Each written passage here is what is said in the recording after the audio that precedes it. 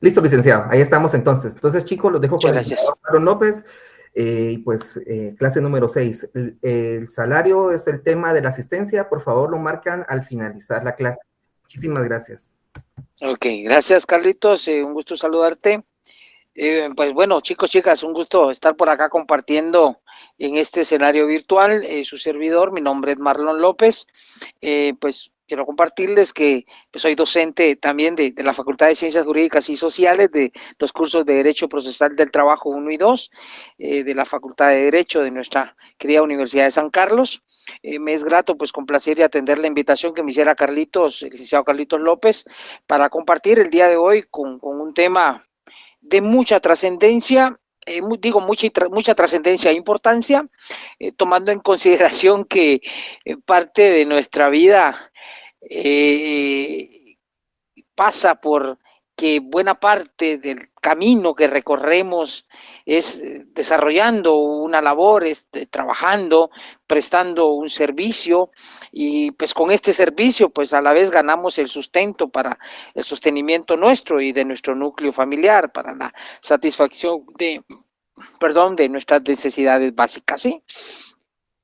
Carlitos me hacía la invitación a la luz pues que tuvo él la gentileza de compartir con ustedes un video que compartí pues hace más o menos un poquito más de un año, eh, como parte de mi curso de Derecho Procesal del Trabajo, en el cual pues compartía ciertas incidencias que se han dado, que se dieron en el desarrollo de una audiencia laboral en el juzgado que presido.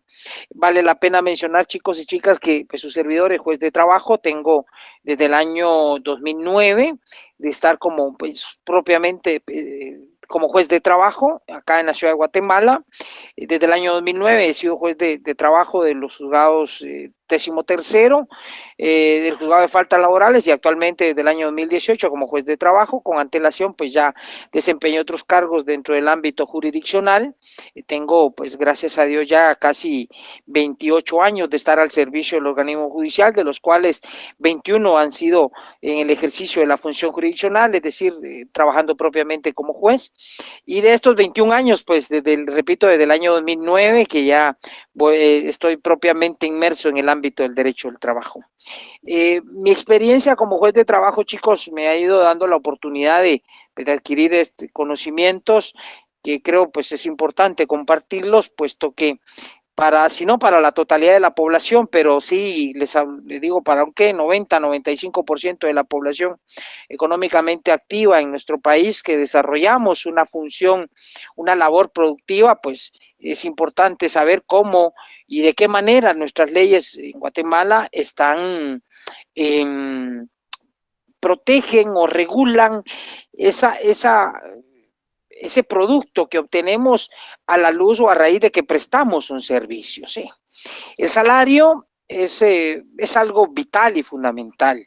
Instrumentos internacionales como el Pacto Internacional de Derechos Económicos y Sociales en su artículo 7, la Convención Americana, específicamente el protocolo adicional de la Convención Americana de Derechos Humanos en su artículo 7 también, coincidentemente, el artículo 1 del convenio 95 de la OIT.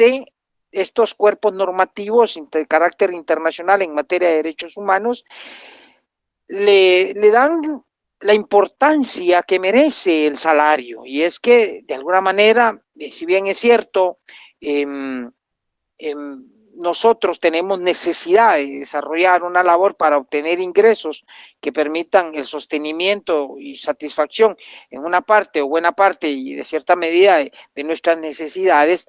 Es necesario que a la luz de esa importancia que tiene, pues existan reglas que permitan una adecuada protección al salario, ¿sí? Esto se los comparto, chicos, porque les decía, ¿no?, que a lo largo de mi experiencia en la judicatura me he ido dando cuenta de muchos aspectos que lamentablemente pues se dan en la vida diaria, en la cotidianidad, se dan de una manera ingrata, digámoslo así, porque pues existen acciones y medidas que de cierta manera transgreden o violentan estos derechos fundamentales en una relación laboral. Existen, digámoslo así, acciones que realizan malos patronos, que de alguna manera pues afectan este derecho fundamental. Quiero partir de algo importante, muchachos, y es que el salario es una institución, una figura que surge derivada de la existencia de una relación laboral. Sí. Si hablamos de una prestación o de un contrato de trabajo, corrijo, si hablamos de salario, en cualquiera de sus manifestaciones, porque hoy pues voy a compartir algunos aspectos generales sobre cómo se podemos manifestar o ver manifestado el pago de un salario, surge sí o sí a la luz de la existencia propia de una relación laboral. El salario deviene de el surgimiento de esa relación contractual. El salario, si lo vemos a la luz del artículo 18 del Código de Trabajo, que es una norma de interpretación muy sencilla, chicos, y si tienen su código de trabajo, pues entiendo, pues por ahí es una de las normas que tienen ustedes que tener para el desarrollo de su curso. Vemos en su artículo 18 que el contrato individual de trabajo, dice, sea cual fuere su denominación, es el vínculo económico jurídico mediante el cual, y aquí aparecen las dos obligaciones esenciales del contrato de trabajo. Dice, la primera es, dice, mediante el que una persona, o sea, trabajador, queda obligada a prestar a otra, llamada patrono, sus servicios personales o a ejecutarle una obra personalmente bajo la dependencia continuada y dirección inmediata o delegada de esta última, o sea, del patrono. Entonces, la primera obligación que surge del contrato de trabajo, ¿cuál es? La prestación del servicio. Si se celebra un contrato de trabajo, yo, trabajador, me voy a obligar a prestarle un servicio personal a otra persona llamada patrono. O sea, que en el lenguaje jurídico laboral se identifica como patrono. Y la segunda obligación que surge de este contrato de trabajo es la siguiente, que es a cambio de una retribución de cualquier clase o forma. Entonces, vemos que acá en el contrato de trabajo surgen, repito, dos obligaciones. La del patrono, la del trabajador, que es la de prestar personalmente el servicio o ejecutar una obra determinada, ¿sí? Bajo la dirección inmediata o delegada y dependencia continuada del patrono. O sea, que el patrono es el que nos está mandando y nos dice qué es lo que tenemos que hacer, qué es lo que debemos hacer, ¿sí? Y la obligación del patrono, ¿cuál es? Bueno, pagarme la retribución que está establecida en el contrato de trabajo, ¿sí? Pagarme por esos servicios que yo le estoy prestando. Entonces, aquí incluso vemos cómo el código de trabajo, y yo siempre he mencionado algo, chicos, en mis clases, y es que impresionante la visión que tuvieron quienes crearon el código de trabajo, que creo yo en este año cumple 60 años de vigencia, que ha tenido algunas que otras reformas, pero desde la última reforma sustancial que tuvo, muy importante, fue en 1963, si no mal recuerdo, ya estamos 63, 64, estamos por ahí próximos a cumplir 60 años de vigencia de este cuerpo normativo. Y para aclarar las dudas e inquietudes, en relación a esta temporalidad, chicos, les voy a contar que según el código que tengo acá en la mano, el código de trabajo, sí, bueno, ya son 60 y estamos próximos a cumplir 62 años. Esto que el código de trabajo fue publicado, dice, en el 5 de mayo del 1961. Entonces ya 60 y vamos para 62 años que cumplirá este año, este 5 de mayo, en vigencia nuestro código de trabajo. Bueno, lo traigo a colación, chicos, porque, repito, para mí impresionante la forma como los legisladores de aquel entonces dejaron escrito, dejaron establecido este cuerpo normativo y una visión que ha trascendido a lo largo de estos más de 60 años de vigencia. Lo traigo a colación porque, y para mí fue muy llamativo, por dejar aquí plasmado, tomando en consideración varios aspectos que en su momento el legislador consideró pudiese quedarse establecido de esta manera para proteger al trabajador en sí. Y ese es que acá la retribución, des en cuenta que acá en el Código de Trabajo no se dejó enmarcada dentro del término salario. Acá la retribución que nos deben de pagar por los servicios que prestamos, dice, de cualquier clase o forma. Vean lo amplio del concepto, y es porque les digo, en algún momento, no obstante, vamos a ver más adelante que en el artículo 88 del Código de Trabajo se habla de salarios y medidas que lo protegen, ¿sí? En este caso, chicos, yo destaco esta visión que en su momento se quedó establecida porque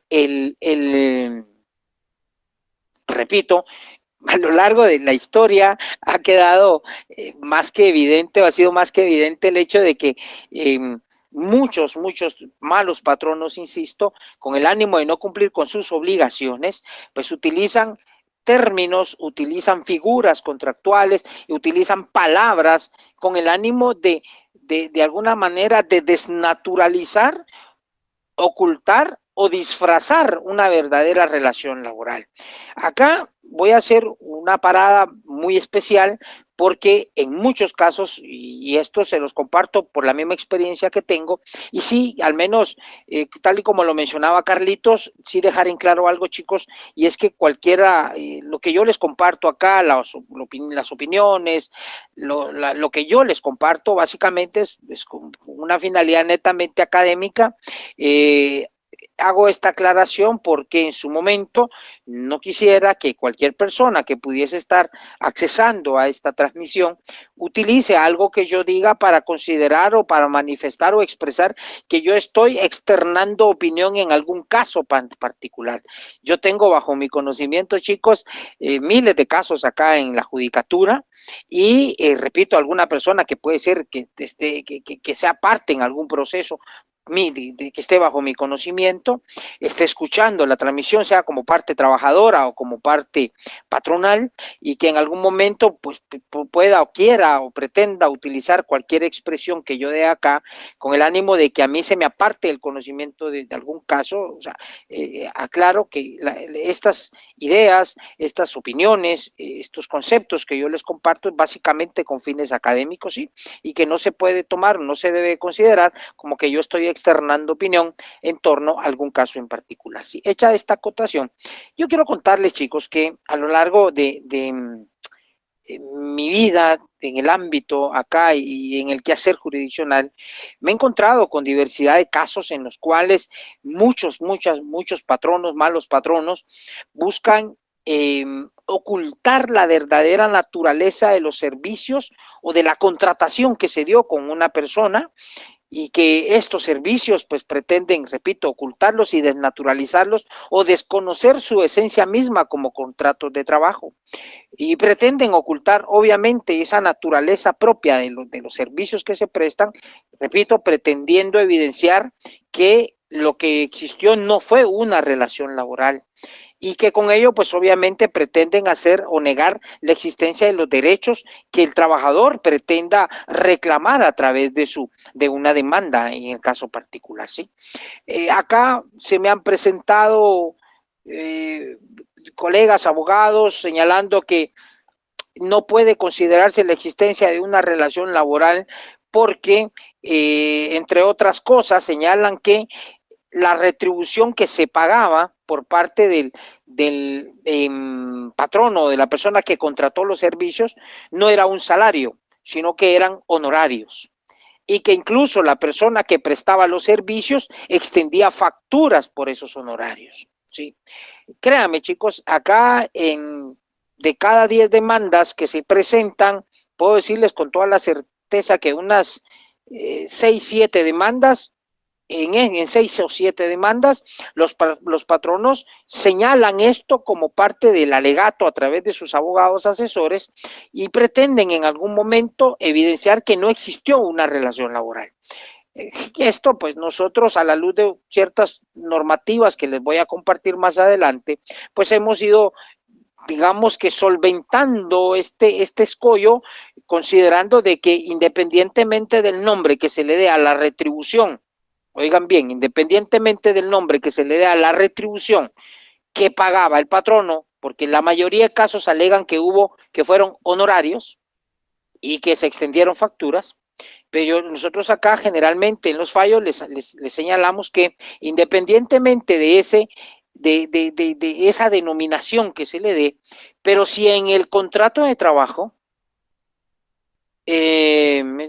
bueno, por ahí ya están saliendo algunas preguntas, no sé, Carlitos, si las preguntas las pueden, tú llevarás el control o Nelson por ahí llevará el control para aclararlas más adelante, ¿sí? O si podrán hacerlas de viva voz los compañeros, yo no sé si por ahí eso no me quedó bien claro, Carlitos, tú me dices. En lo que nos contesta Carlitos voy a seguir. Pues como les decía, chicos, eh, generalmente estos alegatos pierden eficacia porque en el proceso se logran demostrar los otros elementos de la relación laboral. ¿Y cuáles son estos otros elementos? ¿Sí? En este caso, chicos, yo pues reitero la atención que les llamaba hace un ratito en torno al artículo 18 del Código de Trabajo. Y este artículo 18 es el que da todos los elementos que deben de existir, ¿sí? Para considerar la existencia de una relación de trabajo. Primero, que es la prestación personal del servicio. O sea, que el servicio que está prestando el trabajador lo haga en forma personal, él directamente. Uno. Dice, primero la existencia, dice, contrato individual de trabajo, sea cual fuere su denominación. Vean acá qué tan interesante esto que nos dice el legislador en esta primera línea del artículo 18. Contrato individual de trabajo, sea cual fuere su denominación, o sea, que le pueden poner el nombre que sea, sí, pero, dice, es el vínculo económico jurídico. ¿Por qué es un vínculo económico jurídico? Es un vínculo económico porque, primero, surge una responsabilidad de parte del trabajador, que es la de prestar sus servicios. Y segundo, de ello deviene una responsabilidad económica del patrono, que es la de pagar por esos servicios que le están prestando. Sencillo. No tiene mayor confusión esto, digo yo. Dice, y económico jurídico. ¿Por qué es jurídico? Porque adquiere la naturaleza de jurídico, porque bueno, está establecido en la ley, ¿sí? A la luz de este artículo 18, y segundo, porque este vínculo genera derechos y obligaciones, y eso es lo que lo hace de naturaleza jurídica, que está establecido en la ley y que a la vez genera derechos y obligaciones, dice, mediante el cual una persona, que es el trabajador, queda obligada a prestar a otra, primero, sus servicios personales. O sea, los servicios son personales, personalísimos. Los servicios los presta directamente el trabajador, ¿sí? Entonces, si usted en una relación está prestando personalmente sus servicios, ya se está generando de entradita, sea de cualquier naturaleza los servicios. Los servicios pueden ser intelectuales, pueden ser físicos, pueden ser de cualquier clase. Pero si usted está prestando personalmente un servicio, ya surge el primer elemento del contrato de trabajo. Segundo, dice que obliga a prestar a otros sus servicios personales o a ejecutar una obra personalmente. Vean ahí, aparece nuevamente el elemento personal. Dice, bajo la dependencia continuada y dirección inmediata o delegada del patrono. Dirección, dice, bajo la dependencia continuada. Es decir, usted, trabajador, va a permanecer siempre bajo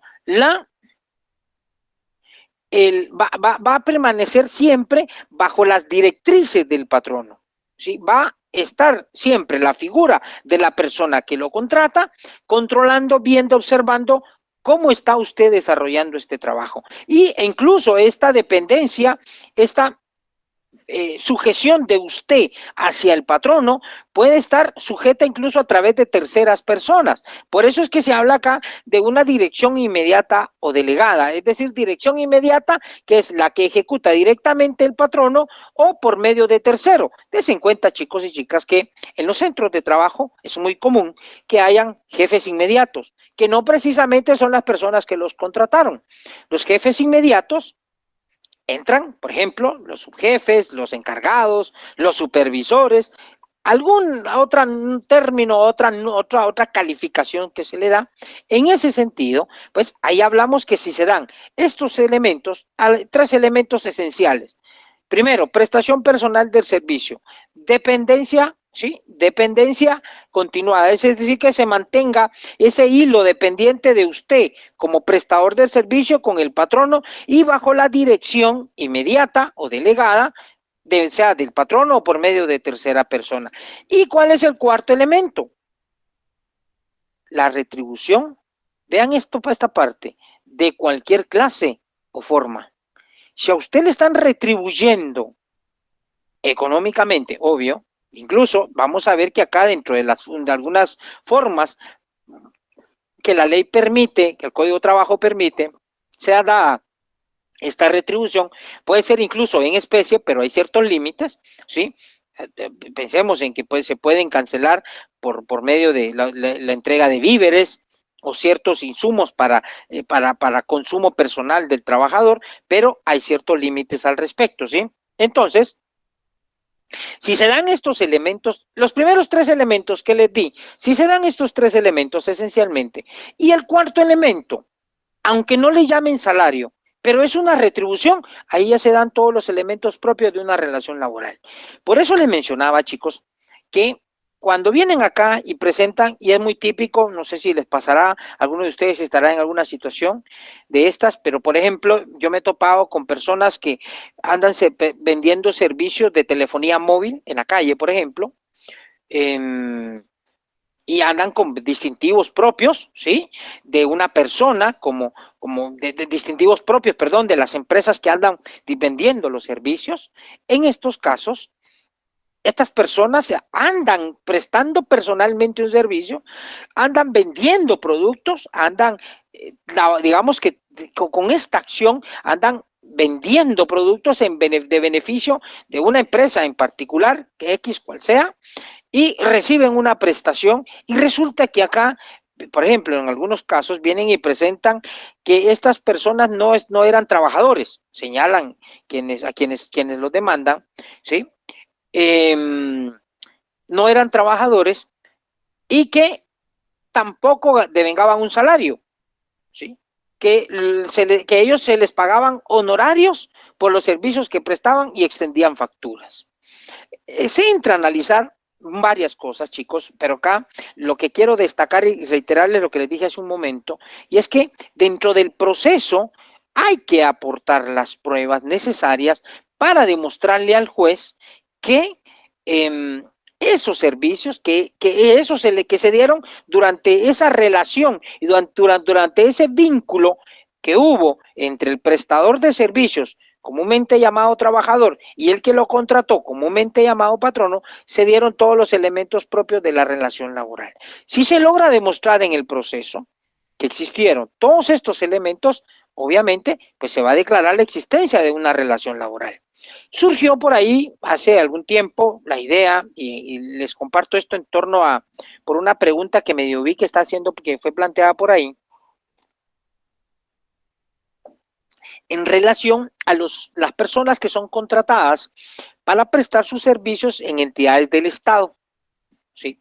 Y estas personas son contratadas bajo los denominados renglones presupuestarios, que en su mayoría no reconocen relación laboral, tal cual los renglones presupuestarios 029, 021, 183, creo que 181, pero lo más típicos y más comunes es 021 y 029. De acuerdo al manual de clasificaciones presupuestarias, búsquenlo así, creo que ese es el nombre correcto. En este momento ahorita, por si se me va alguna palabra, disculpe. Creo que es Manual de Clasificaciones Presupuestarias, que es emitido por el Ministerio de Finanzas Públicas. Este manual orienta y determina, y define cuáles son los renglones o qué tipo de servicios son contratados bajo determinados renglones presupuestarios. Y el 029 es un contrato de servicios, de contratación que hace generalmente en instituciones del Estado, que documentalmente, que en su contenido no reconocen relación laboral.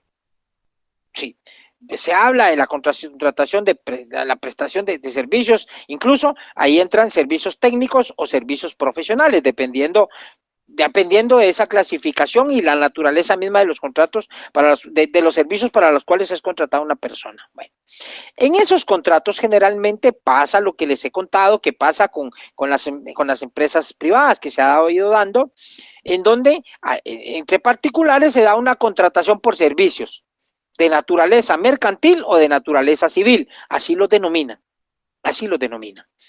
Y que incluso, en los contratos, por ejemplo, en las demandas que se plantean en contra del Estado, los denominan contrato por servicios técnicos o contrato por servicios profesionales. Bueno, dentro de las características de estos contratos, hablando específicamente de las contrataciones de personas en el Estado,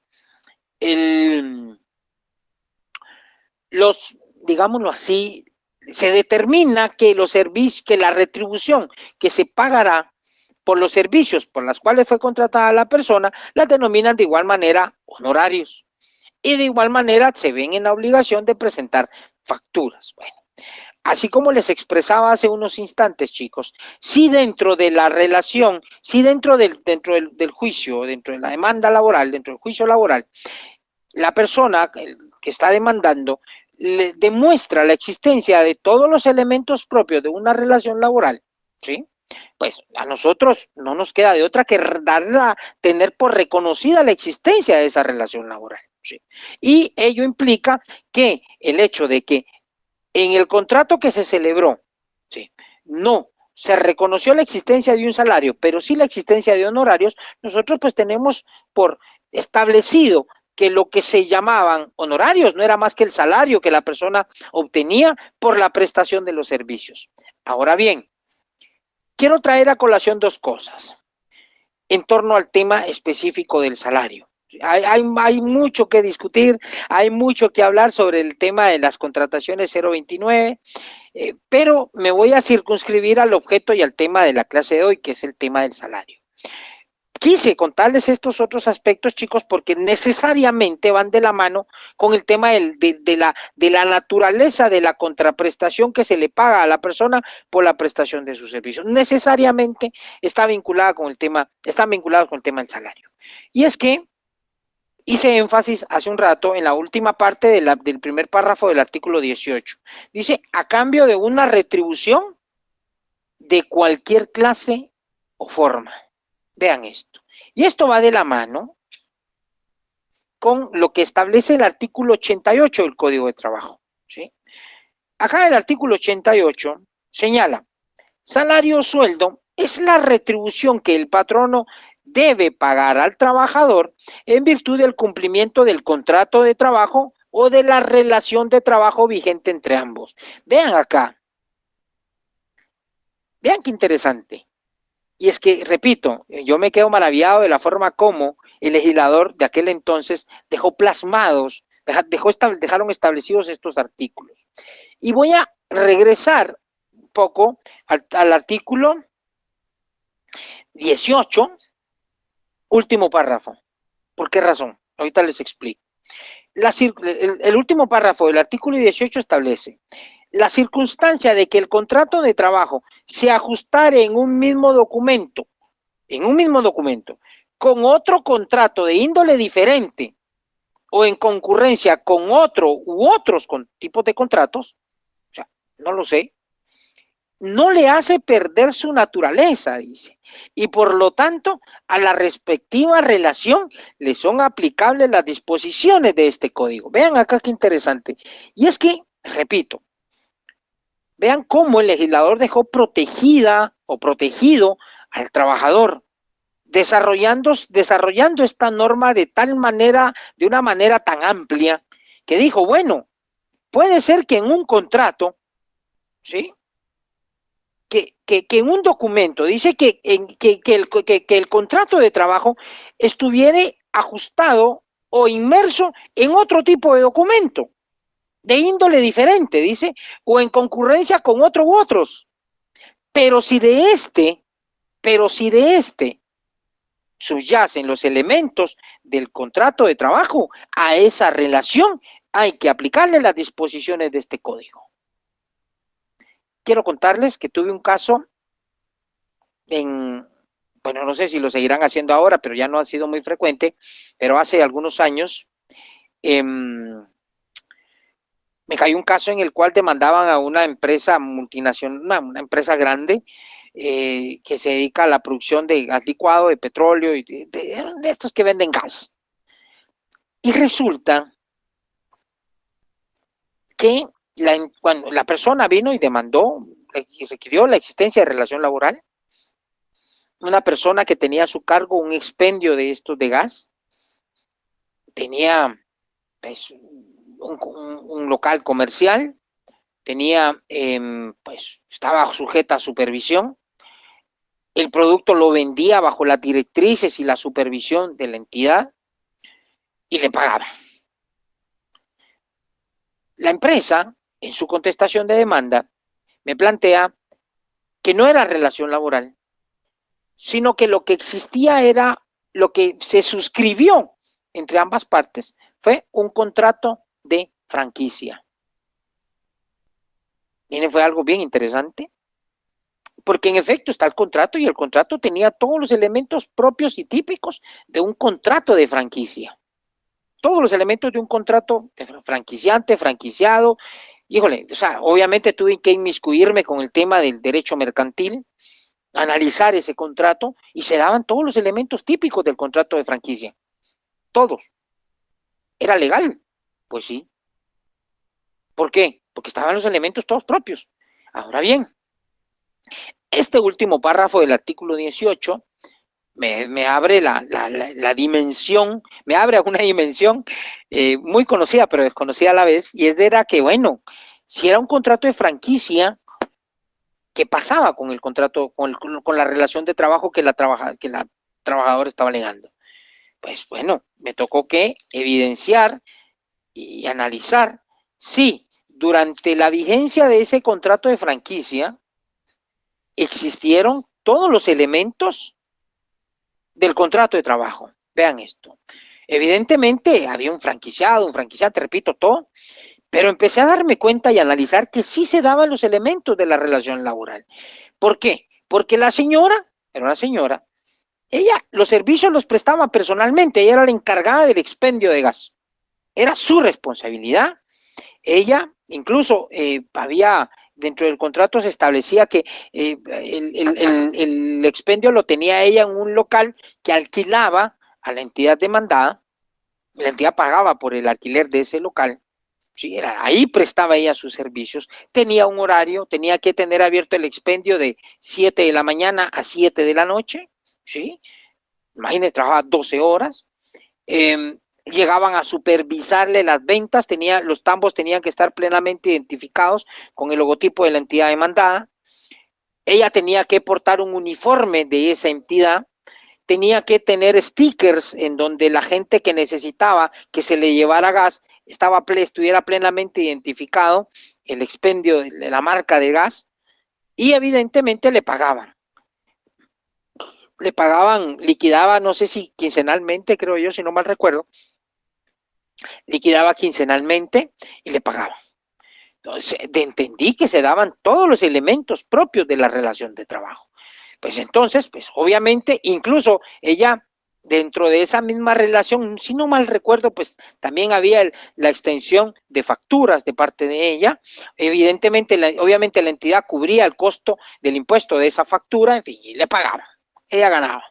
Y ganaba también comisiones, porque a ella tenía una meta de venta de cilindros de gas,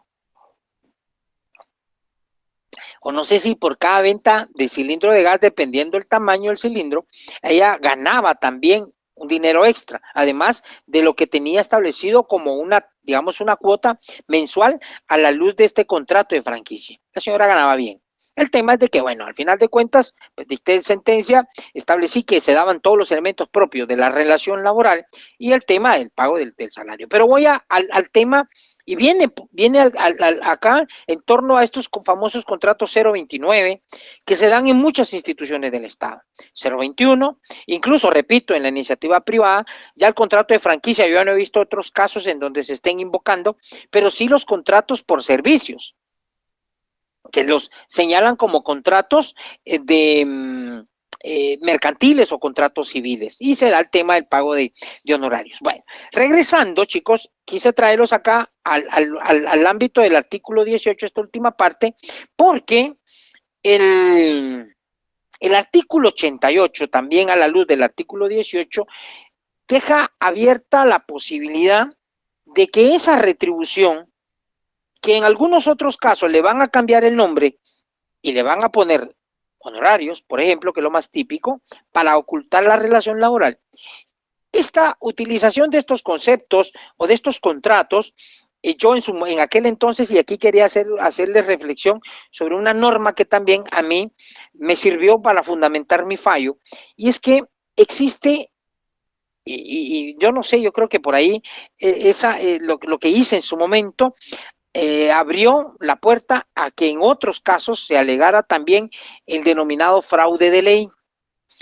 El artículo 4 de la ley del organismo judicial establece, da vida, o no sé si hay otro cuerpo normativo que lo regule, otra norma, pero el artículo 4 de la ley del organismo judicial me sirvió de base para invocar este famoso o este fraude de ley.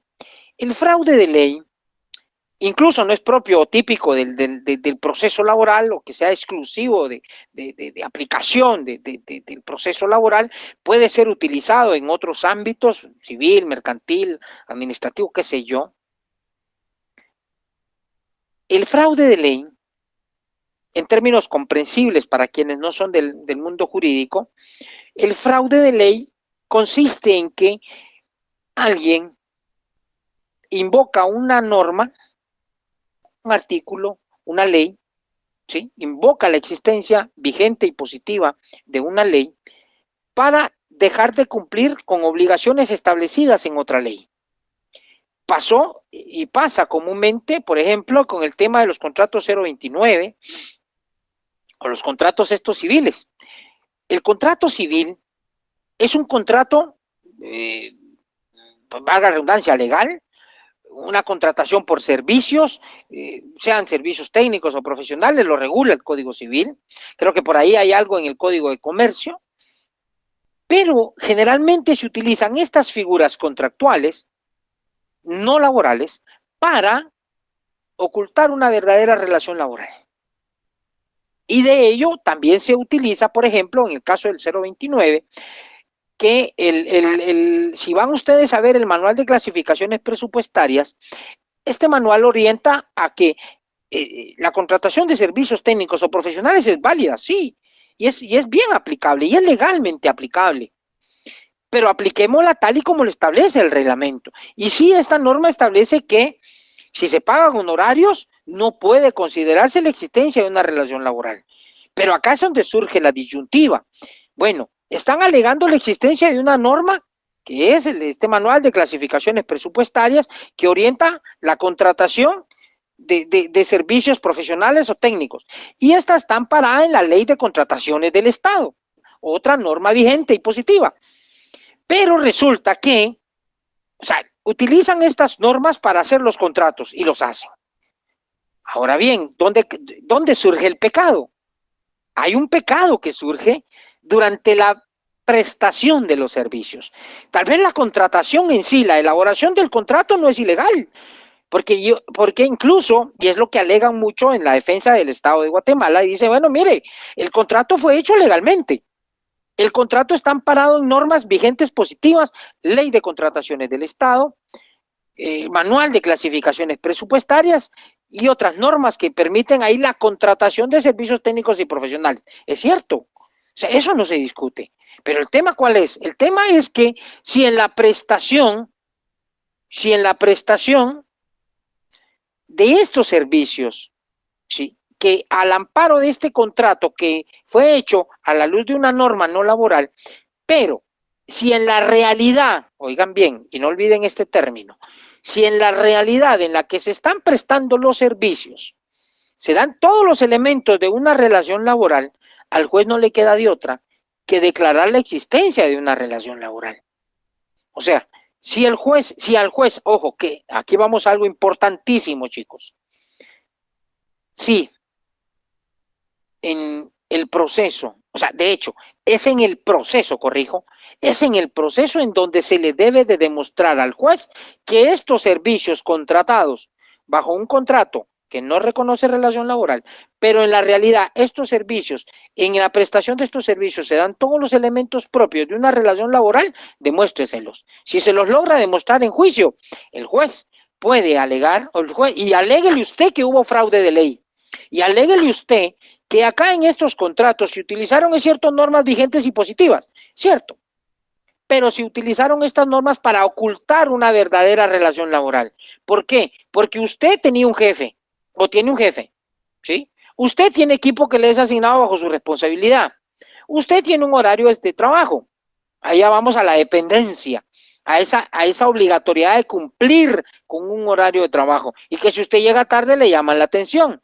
Y súmele que a usted, por los servicios que personalmente está prestando, le están pagando una retribución, pues se dan todos los elementos propios de una relación laboral. Ahora bien, durante la vigencia y la prestación de los servicios, ¿sí? No nos queda que hacer uso de la dieta del ajo y el agua. Es ingrato ver, y pasa, típicamente pasa, chicos, que en épocas tan especiales como por ejemplo Semana Santa, medio año, bono 14 o algún diferido, fin de año, aguinaldo o algún otro bono, a quienes sí están prestando sus servicios y sí son contratados como trabajadores, pues les pagan sus bonos, su bono de Semana Santa, les pagan algún su diferido, algún su bono 14, les pagan algún su bono especial por alguna fecha particular, no digamos el tema del aguinaldo. Y el contratado bajo renglón 029 gozan vacaciones, muy bien, gracias Jorge. Gozan vacaciones, mientras usted que está contratado y que ya lleva 3, 5, 7, 8, 10 años, yo he tenido personas que han demandado y que han estado laborando por más de 15 años bajo renglón presupuestario 029 y ven que los otros año con año salen de vacaciones y ahí van y usted no goza de esos derechos. Y yo les decía, bueno, lo único que les queda durante el tiempo que están prestando sus servicios es hacer uso de la dieta del ajo y el agua. ¿Cuál es esa dieta?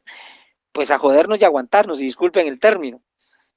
Pero eso no quiere decir que esos derechos usted los haya perdido, no. O sea, durante el tiempo que usted está prestando su servicio, usted tranquilo, usted preste sus servicios. Ni modo, pues fue contratado así, bajo esos términos, pues ni modo, le toca pues que cambiar y le toca que hacerse, pues uno necesita obtener ingresos para su subsistencia, ¿sí?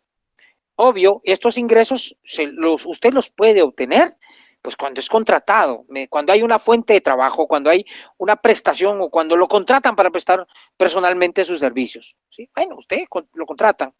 No es culpa suya, aclaro, no es culpa suya, porque muchas veces alegan incluso que lo reinstalen como 011. Ok, aquí hay otros aspectos. Bueno, no es culpa suya, ¿sí? Que el contrato haya sido celebrado así. No. No es culpa suya que los derechos que la ley establece que usted pueda tener o pueda gozar, porque ojo que acá, durante la vigencia de ese contrato 029, no tenemos por sentado nada. No sé si me explico.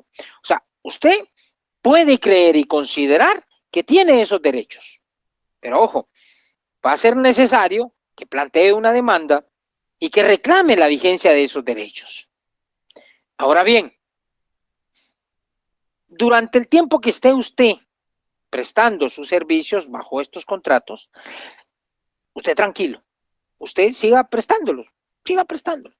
Cuando ya le den las gracias, a partir de ese momento, usted ya está como que habilitado, ¿sí? Está como habilitado para reclamar estos derechos. ¿Por qué razón? Vean. Hay un riesgo que usted corre y usted puede hacerlo antes, ¿sí? Usted puede hacerlo perfectamente antes. Incluso usted puede pasar y presentar una demanda durante la vigencia del contrato y pedir que se declare su relación laboral. Y puede pedir que a usted lo contraten bajo un renglón 011 o bajo un renglón 022, yo no sé. Puede hacerlo. ¿El riesgo cuál es? Que su contratación termine. El riesgo es de que igual usted, con una relación de este tipo, con un particular, con una empresa particular, con una entidad, una persona jurídica, una sociedad anónima o una sociedad de cualquier clase, usted puede ejercer su derecho, ¿sí? En su caso, en su momento, usted pudiese demandar y pedir que se declare la existencia de la relación laboral. En su caso, hay que considerar que hay un riesgo que usted sea despedido y pierda esa fuente de ingresos. Y aquí yo quiero destacar algo, chicos. Quise traer a colación esto en torno a la importancia que tiene para cualquier trabajador el salario o los ingresos que usted tenga para su subsistencia. Podemos tener cualquier cantidad de normas jurídicas o cuerpos normativos que permitan o que den protección a estos derechos que están siendo o que han sido negados o que están siendo negados en la vigencia. Usted puede tener cualquier cantidad de cuerpos normativos que en su momento lo protejan. El tema es que si usted ejerce cualquier acción, inmediatamente o de manera inmediata y natural puede venir una represalia. ¿Y cuál va a ser? Despedirlo. ¿Y cuál es la consecuencia de despedirlo? O cancelarle el contrato. Pues pierde usted la obtención de esos ingresos que mensualmente tenía para su subsistencia. ¿Sí? Entonces hay que balancear. Yo les digo, porque muchos dicen, pero mire, el Código de Trabajo establece que yo pierdo mis derechos, mis derechos, o incluso en donde usted presta su servicio le dirán, mira, tus derechos tienen vigencia solo 2 años. Bueno, eso es relativamente cierto. Es relativamente cierto porque el Código de Trabajo establece, el artículo 64, si no estoy mal, que los derechos establecidos, las prestaciones reconocidas en el Código de Trabajo y en cualquier otra ley que no sea un pacto colectivo o ciertas limitantes, pues prescriben en 2 años. Ahora bien, estos 2 años, ¿a partir de qué momento empiezan a correr? Y era lo que les decía hace unos instantes. La Corte de Constitucionalidad ha advertido que esos 2 años de prescripción, ¿sí?, van a comenzar a correr, chicos, a partir de que finaliza la relación laboral. Muchos han señalado, por ejemplo, que las vacaciones, que solo puede reclamar hasta 2 años, digamos, de que terminó el contrato para atrás, 2 años nomás. Han señalado que pueden reclamar solo 2 años de aguinaldo, solo 2 años de bono 14, eso no es cierto. Bueno,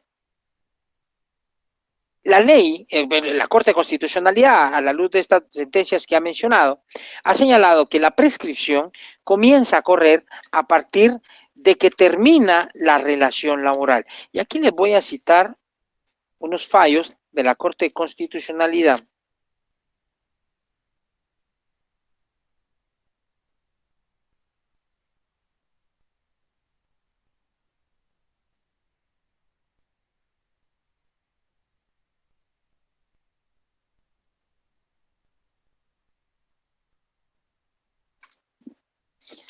Aquí, para tal vez alguien los apunta acá, les señalo que el artículo 264, que es el que establece el tema de los 2 años,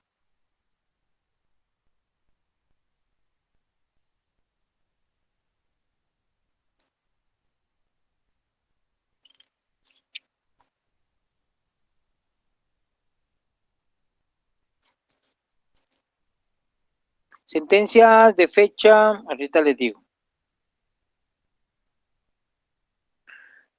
Sentencia dentro del expediente 3058-2015 y sentencia emitida dentro del expediente 1499-2016.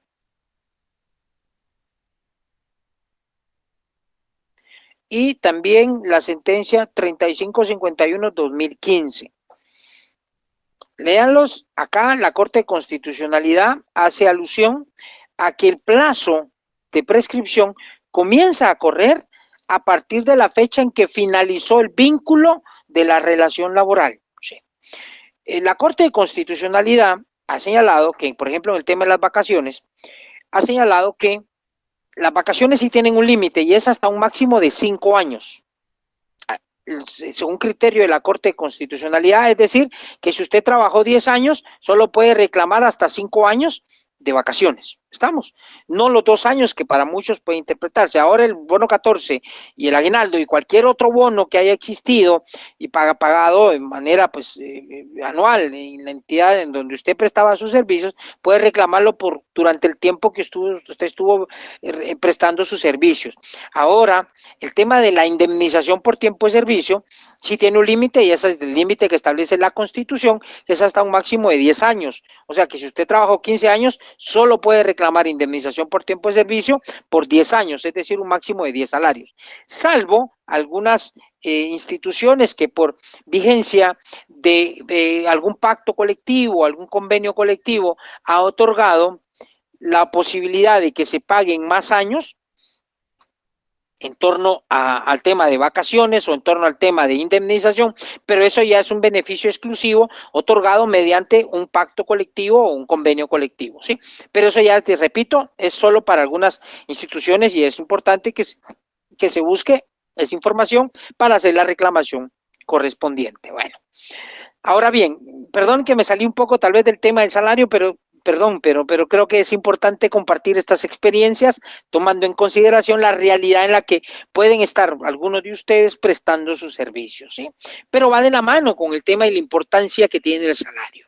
El salario, repito, generalmente creo que sí es válido mencionar, chicos, y es que, por ejemplo, en algunos casos, en algunas instituciones, bueno, pues no instituciones del Estado, aquí sí el Estado se ha preocupado por eso, y es que el salario, en la mayoría de casos, yo no he visto uno en donde se pague un salario menor al salario mínimo. Entendamos que por disposición legal existe un salario mínimo que debe ser establecido a través de un proceso especial que surge mediante la instalación de comisiones paritarias de salario, discusiones que se dan a la luz de estas comisiones. Estas en su momento pues tienen la posibilidad de hacer propuestas para mejorar estos salarios mínimos. Y por eso ves que vemos de que a veces, no a veces, generalmente cada fin de año surge estas situaciones un tanto ansiosas, tanto para el sector laboral como para el sector patronal, en determinar qué es lo que va a hacer el señor presidente de la República, si va a darse algún incremento al salario mínimo fijado para el año anterior. Acá tenemos 3 tipos de salarios que se fijan anualmente, y el salario mínimo, 3 tipos de salarios mínimos. El salario mínimo para actividades agrícolas, salario mínimo para actividades no agrícolas, salario mínimo para actividades de la maquila. Ha surgido el denominado por ahí salarios diferenciados, y es un invento que ha surgido. Discrepo mucho del tema en torno a los famosos salarios diferenciados, sobre que en algunas está establecido en algunas regiones del país para determinadas actividades, y es que en algunos casos es un tanto inferior al salario mínimo fijado para las actividades agrícolas y no agrícolas. Repito, son salarios que se consideraron interesantes establecer en ciertos lugares, y buscan con ello pues generar, digamos, incentivar la creación de fuentes de trabajo, contradictorio con la realidad que en muchos casos se da. Se piensa o se cree que el costo de la vida en determinadas regiones del país, en el interior del país, es más barato que el costo de la vida acá en la ciudad. Yo en lo particular objeto esto porque incluso pongo como referencia algo tan sencillo y algo tan necesario en el diario, en la movilidad, en el movimiento económico del país, por ejemplo, como lo es el costo de los combustibles. O sea, el galón de gasolina no es más barato en el interior del país que acá en la ciudad, al contrario, es más caro. Partamos de eso. Obviamente, si es más caro el combustible en el interior del país, ¿sí? De alguna forma hay que considerar que esto va a incrementar el costo de ciertos productos en el interior del país. Las cosas van a llegar más caras. Se cree o se piensa que es más barato el costo de la vida en el interior del país porque la gente allá puede producir maíz, puede producir frijol, puede producir pues, huevitos, tener sus gallinitas y qué sé yo, tener sus huevitos, pero no es eso lo que comprende únicamente el tema del salario. No, hay que advertir realidades también. Por eso, al menos en lo particular, yo difiero del tema del salario diferenciado. Pero bueno, el tema es que el salario, aunque a usted, por ejemplo, en una contratación, porque he visto, señores, y algo muy, muy peculiar y muy típico con las empresas de seguridad, hay muchas empresas de seguridad, lamentablemente, que pagan salarios menores al salario mínimo. Yo me he quedado muchas veces sorprendido cómo es que, por ejemplo, personas como los que se dedican a prestar servicios de seguridad privada, eh, pues sobreviven con un salario de miseria, perdónenme que se lo diga así, arriesgan su vida, prestan un servicio a veces trabajando jornadas extensas más allá de las legalmente permitidas, aunque por ejemplo en el tema de los prestadores de servicios de seguridad tienen un límite en la prestación de una jornada laboral que no debe exceder de más de 12 horas. Ellos no están sujetos a la limitación de una jornada laboral como cualquier, digamos, un empleo, una persona que presta un servicio distinto al del tema de la seguridad. En el caso de ellos, la ley pues previó, el legislador, dejarles una jornada distinta que no supere las 12 horas, tomando en consideración que ellos su trabajo lo desarrollan sin, entre comillas, mayor esfuerzo físico, ya que solo se necesita su presencia y estar alertas para cualquier situación y brindar la seguridad para los bienes o personas que de las empresas para las cuales han sido contratados. Pero en términos generales, uno se queda sorprendido porque en muchos casos hay personas que devengan un salario inferior al salario mínimo. Y pasa también en las contrataciones estas que se hacen entre particulares, sea persona jurídica contratando a un trabajador individual o un individual contratando a otro trabajador individual, en donde en las contrataciones por servicios les pagan menos del salario mínimo, o establecen un salario o establecen el pago de un ingreso base, dicen, buscan utilizar otras palabras para con tal de ocultar el tema del salario, un ingreso base, un estipendio base, le ponen cualquier nombre y le ponen, por ejemplo, 2,000 quetzales. Y el resto lo van a ganar con base a alcanzar metas. La mayoría de casos se da por ventas. Pero si no llegan a las mismas, y miren qué ingrato, si no llegan a las ventas por metas, a la meta de ventas, perdón, pues no le pagan el salario que es el mínimo que establece la ley. Pero bueno, todas estas arbitrariedades en torno al tema del salario, pues, de modo, habrá que aguantarlas en su momento. Y no hay para dónde. Porque, repito, hay necesidad de obtener un ingreso. Pero aquí viene el tema y ese es el consuelo, digámoslo así, y es que al finalizar la contratación, usted puede reclamar el ajuste de ese salario. Es decir, que si a usted no le pagaron el salario mínimo, usted, en su caso, cuando concluya la prestación, esa relación, ese vínculo que tenía con la persona que contrató su servicio, usted fácil puede pedir el ajuste salarial. ¿Qué va a pasar a la hora que usted pida un ajuste salarial? El patrón o la persona que usted vaya a demandar debe de aportar la prueba y demostrarle al juez que a usted le pagó como mínimo ese salario mínimo, que usted devengó ese salario mínimo. Es decir, él debe de presentar y demostrar. A veces no basta solo, y aquí un consejo para quienes hacen de manera honesta su trabajo como asesores de patronos, o a los mismos patronos, porque yo no sé si acá puede haber alguna persona vinculada con algún grupo de personas que tenga bajo su subordinación en el tema de una relación laboral, la importancia que tienen de llevar sus controles debidamente documentados. Si usted paga el salario mínimo, que le firmen un comprobante. Mejor consejo que le doy yo, cuando usted patrono o usted abogado le pidan un consejo y diga, mire, ¿cómo puedo acreditar o respaldar el pago de un salario? Hágalo por medio de la banca. Usted se arregla de muchos problemas. No basta solo con un recibo. Hay sentencias de la Corte de Constitucionalidad que orientan a que el valor probatorio que se le puede dar a un documento que ampare el pago de una cantidad que está siendo reclamada por el trabajador. Hablo un poquito de los demás prestaciones dejadas de percibir. Ok, con gusto. Por ejemplo, si usted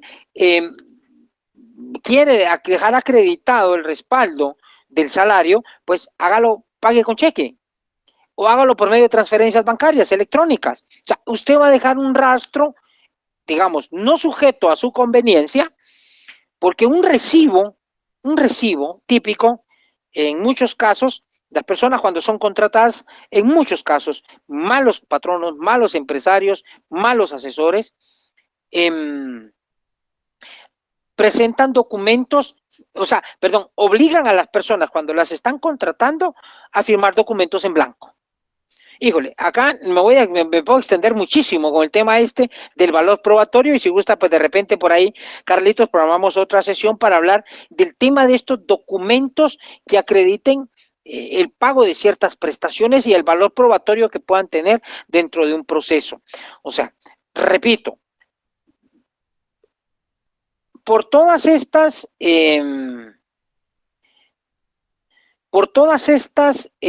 ¿cómo decirle, chicos? Malas prácticas. Por todas estas malas prácticas, es que la misma Corte de Constitucionalidad y los criterios que como jueces hemos ido acuñando, ¿sí? Se van dando, se van generando estos criterios. Y en muchos casos, por ejemplo, los famosos finiquitos laborales. Los finiquitos laborales buscan amparar el pago de prestaciones. En muchos casos, chicos, lamentablemente la práctica, estas malas prácticas han ido generando que haya desconfianza, oigan bien, desconfianza en torno a no darles valor probatorio a estos documentos. Porque en su caso,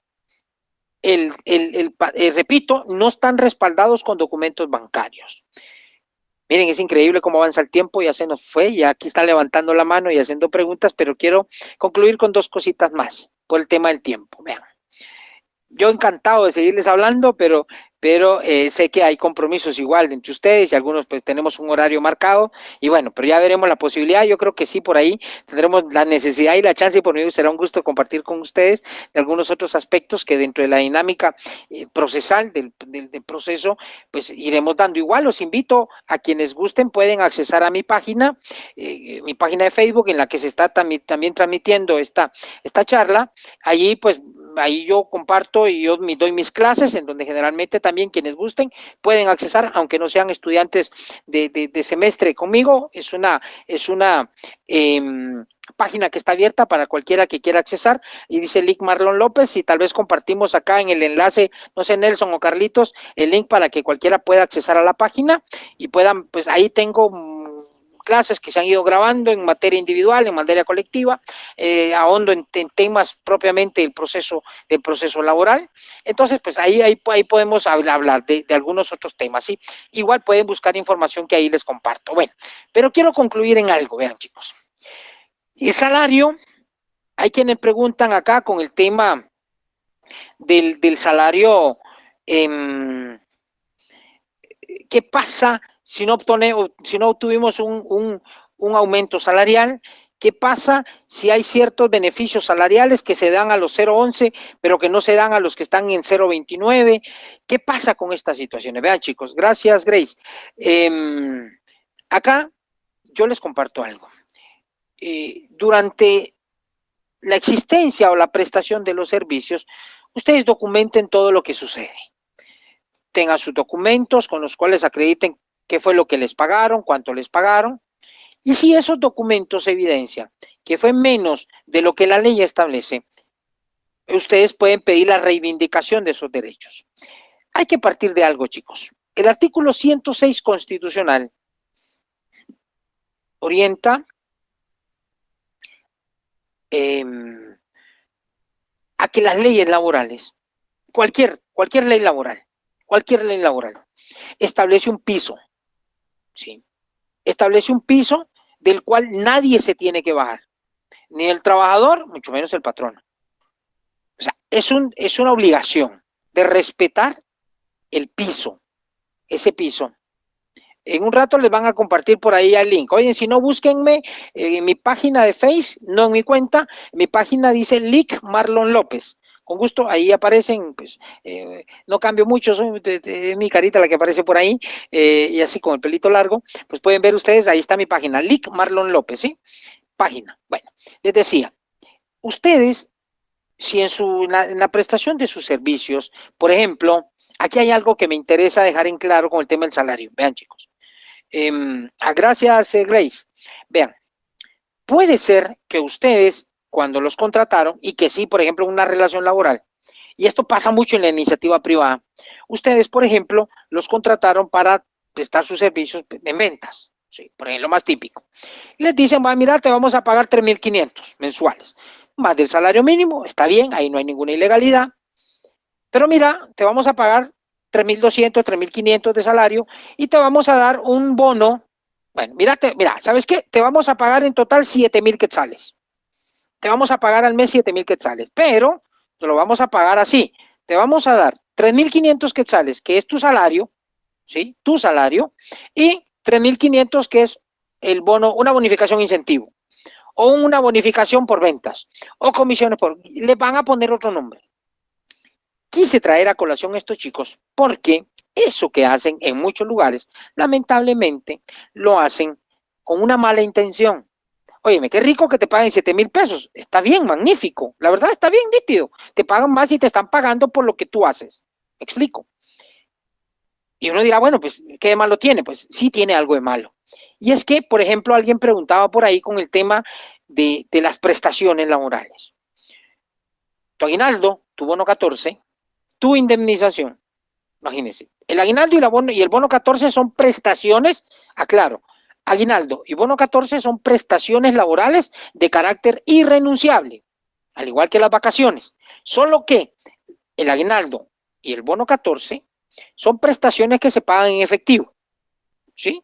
Y de acuerdo a los cuerpos normativos que regulan que el pago de este aguinaldo y de este bono 14, algunos candidatos por ahí están ofreciendo el bono 15, ojalá y lo den, porque es necesario, principalmente en enero, o el tema de la cuesta, o en noviembre incluso, porque en algunos colegios nos toca que pagar en noviembre un platal por la educación de nuestros hijos, útiles y etcétera, etcétera. Bueno, de repente por ahí cae en noviembre este bono 15. Bueno, lo traigo a colación porque existe un truco que utilizan. Utilizan ese salario base de 3.500 quetzales para pagarte tu aguinaldo y tu bono 14. Y digo que es un truco porque estos cuerpos normativos señalan que el aguinaldo y el bono 14 van a ser calculados con base a los salarios ordinarios, dice.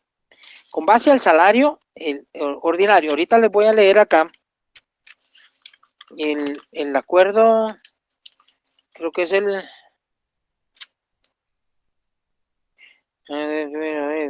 año, no, te les digo.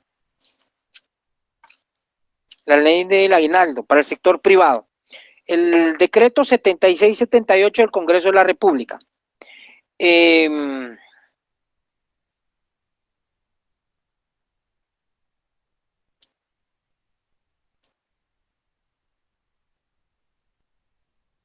Ahorita voy, espérenme. Aquí está, dice. Artículo 1.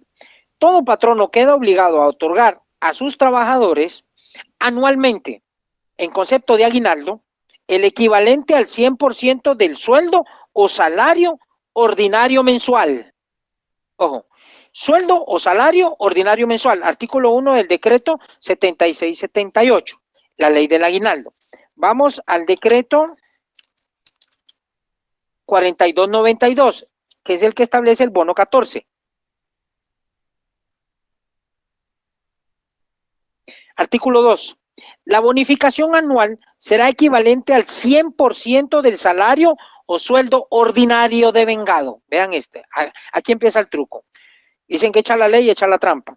En los dos cuerpos normativos se menciona la palabra o las palabras salario o sueldo ordinario.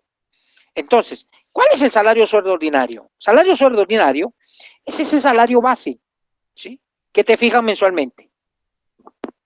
Y nos vamos a extender al decreto 70 y... ahorita les digo, chicos. Ahorita les digo... el de la bonificación incentivo. Se me fue por acá, aquí lo tenía. Lactancia. 7889. Se crea la bonificación incentivo para trabajadores del sector privado. con el objeto de estimular y aumentar su productividad y eficiencia. En el Estado existe también una bonificación incentivo, pero está regulada en otro cuerpo normativo. Dice,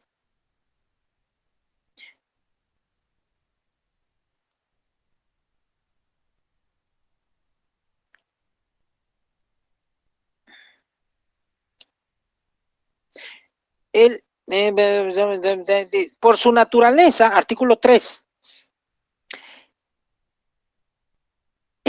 dice, por su naturaleza, la bonificación incentivo a que se refiere esta ley no constituye ni sustituye el salario mínimo ya establecido o que se establezca de acuerdo a la ley, a los salarios ya acordados u otros incentivos que estén beneficiando ya a los trabajadores de una empresa o centro de trabajo. Pero lo que me interesa es una parte que aparece en el artículo 2, disculpen, y dice, esta bonificación no incrementa el valor del salario para cálculo de indemnizaciones o compensaciones por tiempo de servicio, ni aguinaldos, salvo para cómputo del séptimo día que se computará como saldo, como salario ordinario. Acá el artículo segundo del decreto 7889, que es el que regula la bonificación incentivo, menciona únicamente el aguinaldo. ¿Por qué razón? Porque en ese momento legalmente todavía no existía el bono 14, el cual nace a la vida jurídica en el año 92. Partiendo de esto, dice acá, la bonificación incentivo no se tomará en cuenta para indemnizaciones por tiempo de servicio, ni para el aguinaldo, obvio, tampoco para el bono 14. Entonces, ahí es donde surge el truco.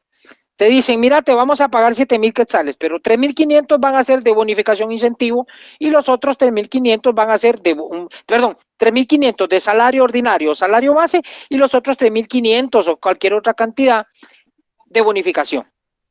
Entonces, cuando usted ve el pago de su aguinaldo o el pago de su bono 14 o el cálculo de su indemnización por tiempo de servicio, se la calculan con base solo en ese salario ordinario, en ese salario base. En ese contexto, ahí es donde surge el fraude de ley. ¿Y cómo se ve más grave el fraude de ley? Vámonos al artículo 82 del Código de Trabajo.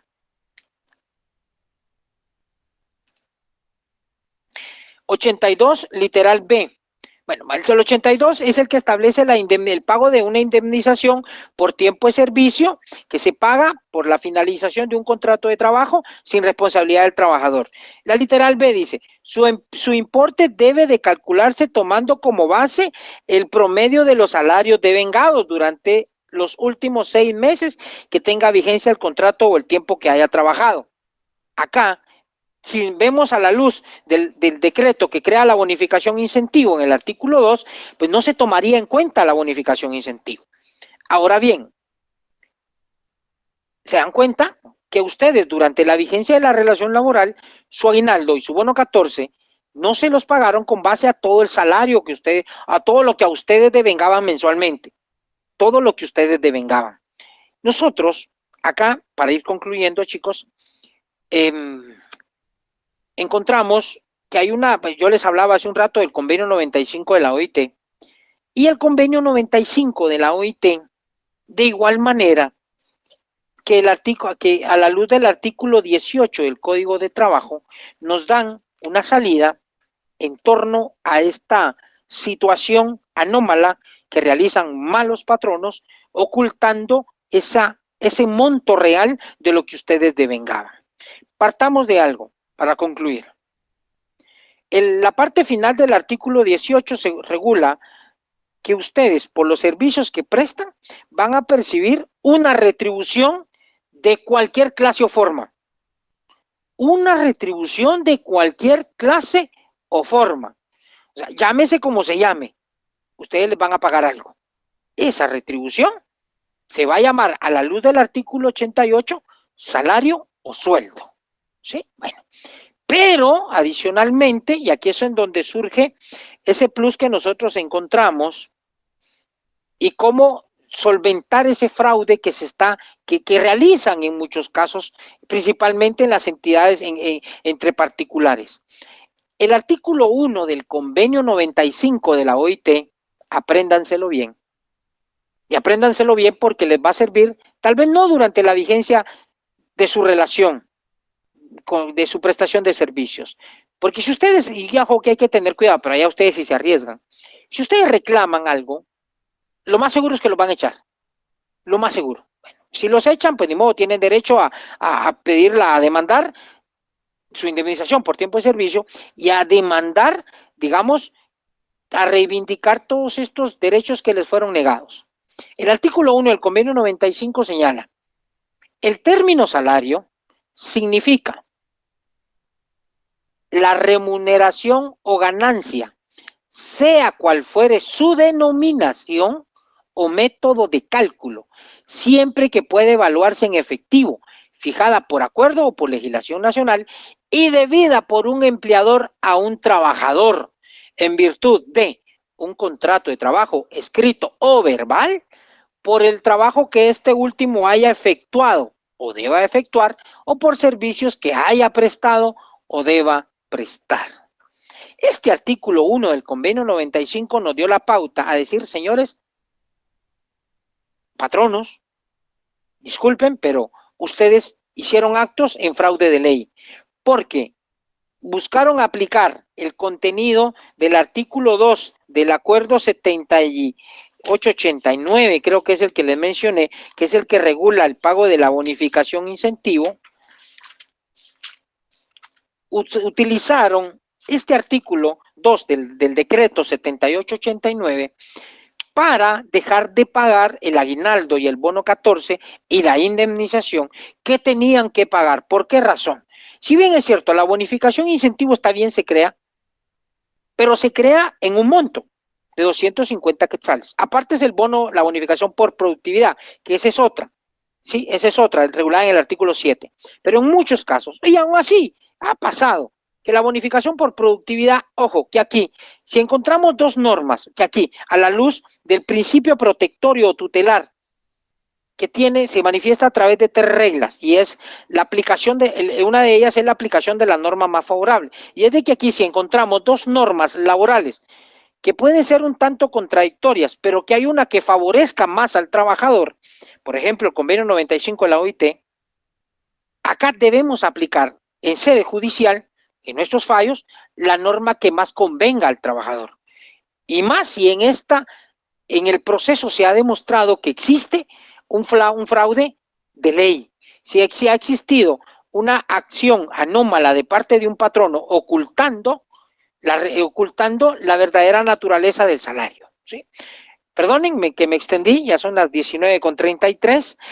Bueno, hay tantas cosas que uno quisiera compartir y hablarles, y de verdad, pues yo creo, Carlitos, que creo que por aquí vamos a dejar la conversación. No sé si andas por allá, ya regresó Carlitos, ya lo tenemos por acá. Ya, Y gracias, Carlitos, de verdad, muy agradecido por este tiempo. No alcanza el tiempo, Carlitos. Mira que para hablar de estos temas se necesita, porque surgen tantas inquietudes. Usted dele link, dice Kevin acá, muchas gracias, pero pues hay gente también que no puede, repito, que no puede estar, igual hay compromisos acá de parte de Carlitos y el programa de cursos libres, igual pues yo con gusto, pero pues creo que hay muchas inquietudes, hay preguntas, hay cuestionamientos que igual nos va a llevar tiempo para contestarlos. Quedo a tus órdenes, Carlitos. Muchísimas gracias, Lick. Tenemos 4 manos levantadas. Entonces, ok, con gusto. Por el orden, ya se sumó otra persona. Entonces, bueno, vamos a empezar con la primera persona, se llama Elfido Granados. Por favor, el tiempo es tuyo.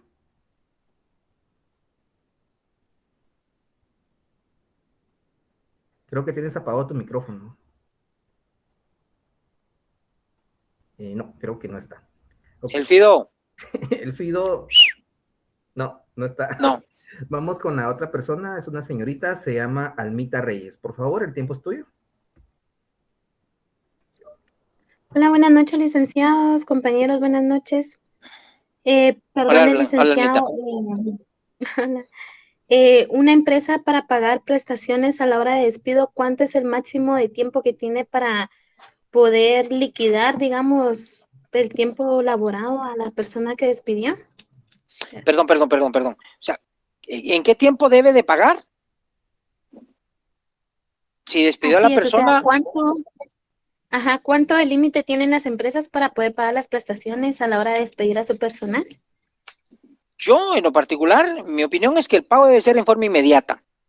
En forma inmediata. ¿Por qué razón? Vea, Miren, yo me ha tocado incluso que en algunos casos analizar si en efecto ha existido voluntad de parte de los patronos de pagar prestaciones e indemnización, porque hay quienes alegan de que han tenido siempre el deseo de pagar indemnización, pero ese deseo no se manifiesta, o sea, no lo pagan. Bueno, ¿por qué comparto esto, Almita? Porque en muchos casos, y ojo chicos, y se los doy como consejo, o sea, no hay un plazo como que máximo que tengan las entidades para pagar, pero en muchos casos, y como se dice coloquialmente en buen chapín, eh, los patronos le empiezan a dorar la píldora a los trabajadores.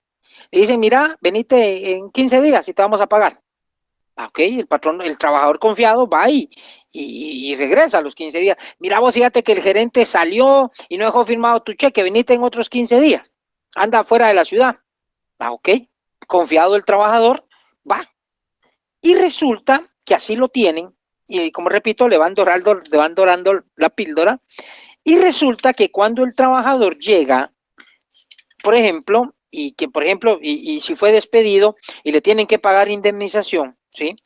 El trabajador, aquí les pido su atención, el artículo 260 establece que los trabajadores tienen el derecho de los trabajadores para reclamar contra su patrono en los casos de despido o contra las correcciones disciplinarias que se les apliquen, prescriben en el plazo de 30 días hábiles, contados a partir de la terminación del contrato o desde que se impusieron dichas correcciones respectivamente. ¿Por qué lo traigo a colación, Almita? Vea, generalmente les dicen a los trabajadores, mira, venite en tanto tiempo, venite en tanto tiempo, venite en tanto tiempo. Y les están dorando la píldora para que a los trabajadores les venzan esos 30 días que tienen para reclamar el pago de su indemnización. Esencialmente, en muchos casos, y da tristeza, porque ni modo, no tenemos de otra acá, pero vienen los trabajadores y ya vienen fuera del plazo de los 30 días. Demandan después de que han vencido estos 30 días o no van a la inspección de trabajo. Entonces, yo les doy un consejo a los trabajadores esencialmente. Si son despedidos, vayan a la inspección de trabajo a que les hagan los cálculos de sus prestaciones y su indemnización. Con eso ustedes ya interrumpieron la prescripción. Hay gestiones, hay formularios incluso que dan en la inspección de trabajo. Pregunten, ahí dan ya se han preocupado y dan muy buena asesoría los chicos ahí en la inspección. De verdad, han ido mejorando mucho en la atención a los trabajadores. Pidan formularios para interrumpir la prescripción.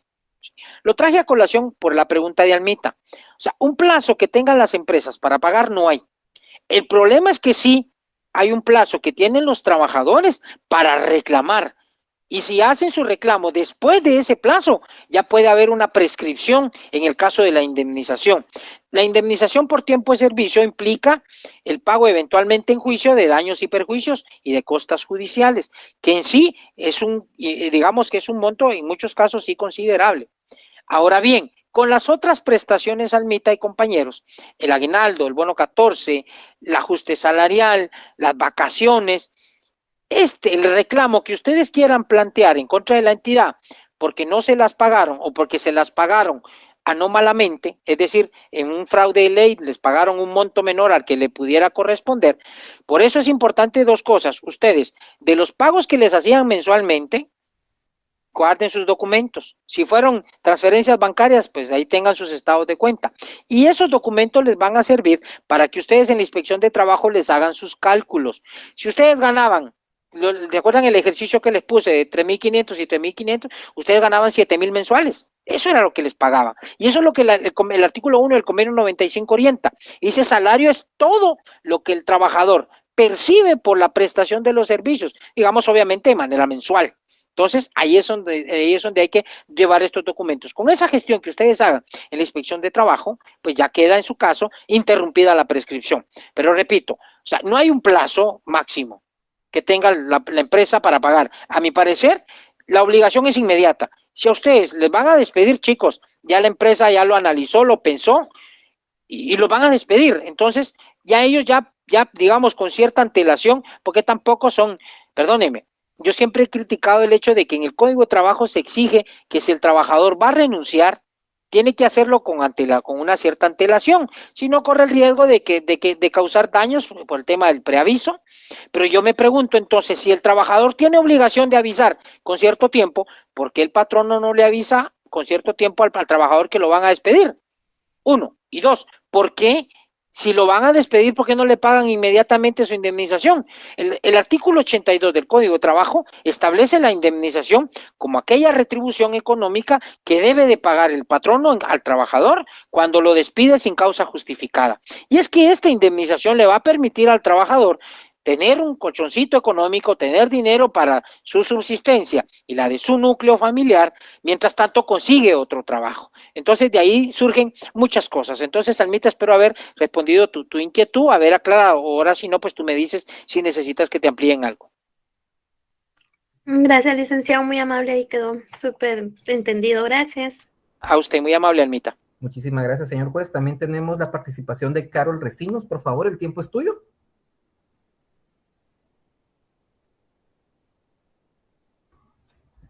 Carol Recinos, ¿no? Ok. Entonces vamos con otra persona, se llama... ya apareció Carol por ahí. Ok. No sé. No, creo que no. No, ¿verdad? No, entonces Okay. Ángel Estuardo Flores Catalán, por favor.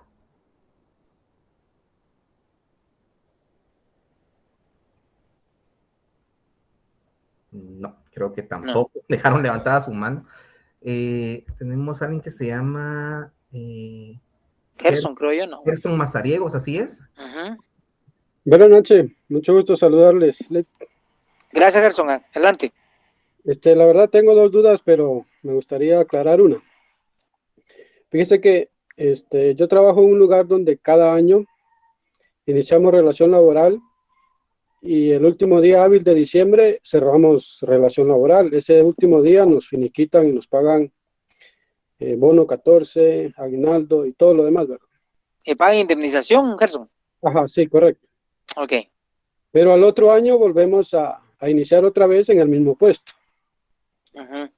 Ahora, la duda que yo tengo es, por ejemplo, si en el año 2020 a mí me pagaban el salario mínimo y ese año yo no hice el reclamo del ajuste salarial, pero ahora renuncio este año, según usted dijo que la prescripción inicia a partir del año que se terminó la relación laboral.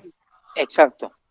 Entonces, si en el 2020 yo no hice el reclamo y ahora en el 2023 está finalizando mi relación laboral, ¿puedo yo pedir el del año 2020? Sabiendo que al finalizar cada año, a mí me finiquitaban. Ok. Perfecto. Pero realmente, digamos, ¿cuándo fue que renunciaste, Gerson? En marzo. ¿De este año? Ajá, digamos a finales de marzo. Perfecto. Entonces acaba de ser, bueno, aquí no hay como... Mira, hay una figura que es propia de la relación laboral, de los contratos de trabajo, y es la figura de la continuidad de la relación laboral, ¿sí? El artículo 20, ahorita te digo, ok, 26 del Código de Trabajo, dice, todo Hola, contrato... Hola, hijo, ¿cómo estás? No soy yo. No hay problema. Gerson dice, acá artículo 26, todo contrato individual de trabajo debe tenerse, oye bien, debe tenerse por celebrado por tiempo indefinido, salvo prueba o estipulación lícita y expresa en contrario. Deben tenerse siempre como contratos a plazo indefinido, aunque se hayan ajustado a plazo fijo o para hora determinada, los que se celebren en una empresa cuyas actividades sean de naturaleza permanente o continuada, si al vencimiento de dichos contratos subsiste la causa que les dio origen. Este artículo da la solución a tu situación. ¿Por qué razón? Tú, en primer lugar, si vas a reclamar, bueno, primero haz tu reclamo en el Ministerio de Trabajo, aunque no es obligatorio, ¿sí? Puedes irte directamente a presentar una demanda al juzgado laboral. O sea, sí, uno. Dos, debes de solicitar la declaración de la existencia de la relación laboral a tiempo indefinido. ¿sí? Sí. Porque a la luz de este artículo 26, aunque año con año estuvieron haciendo contratos, pero fuiste contratado para hacer lo mismo todos los años, en el mismo puesto prácticamente.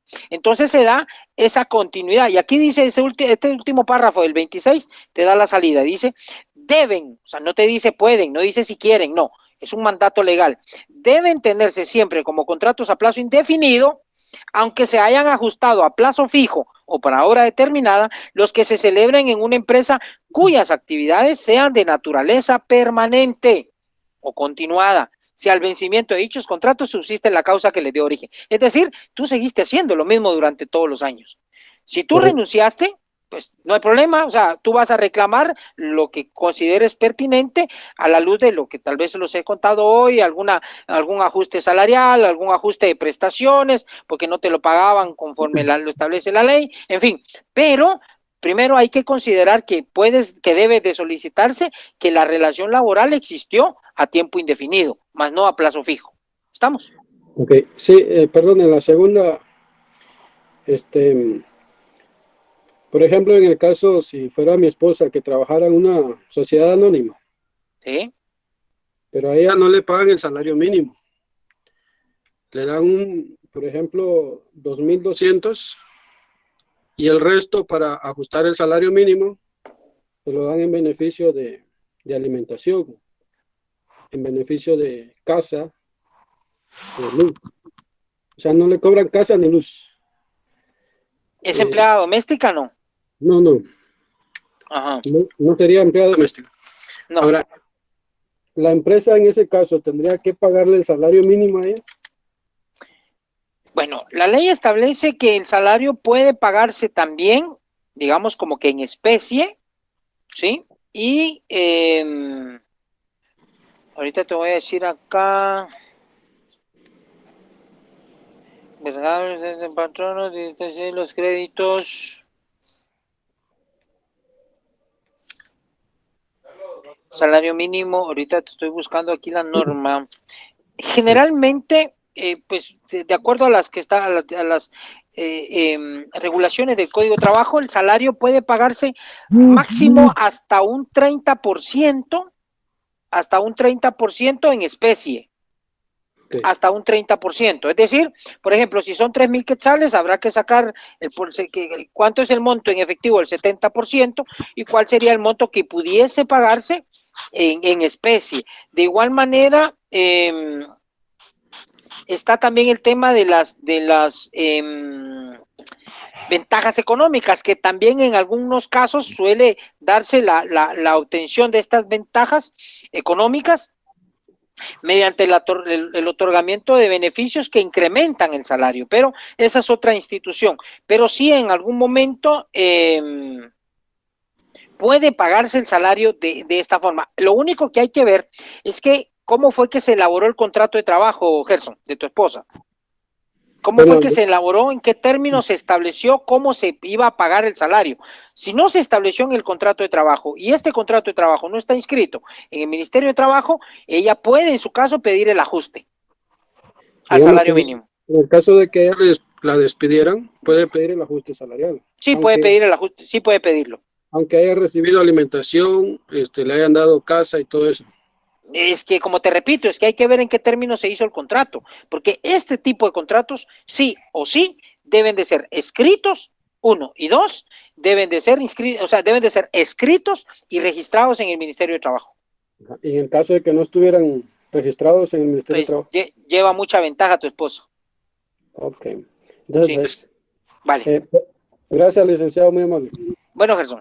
Gracias, Lick. Si quiere una última participación, sí, ya tengo aquí Ángel Estuardo Flores, que estábamos pendientes ahí con él, y pues yo creo que con esta última participación, Lick, por la hora, así que Ángel, el tiempo es tuyo, Ángel, por favor, gracias. Ok, gracias, Lick. Yo tengo dos situaciones. El problema de la discapacidad de una dismetría del lado del pie izquierdo y con convulsiones. Yo fui trasladado, que laboraba aquí en la zona 1 y me enviaron a la hincapié. Pero sí me ha estado afectando con las convulsiones el traslado de mi pie. yo trabajo para el Estado. Lamentablemente yo sé que tenía 3 días ante la ONSEC para poder reclamar, pero no lo hice por la misma necesidad del trabajo.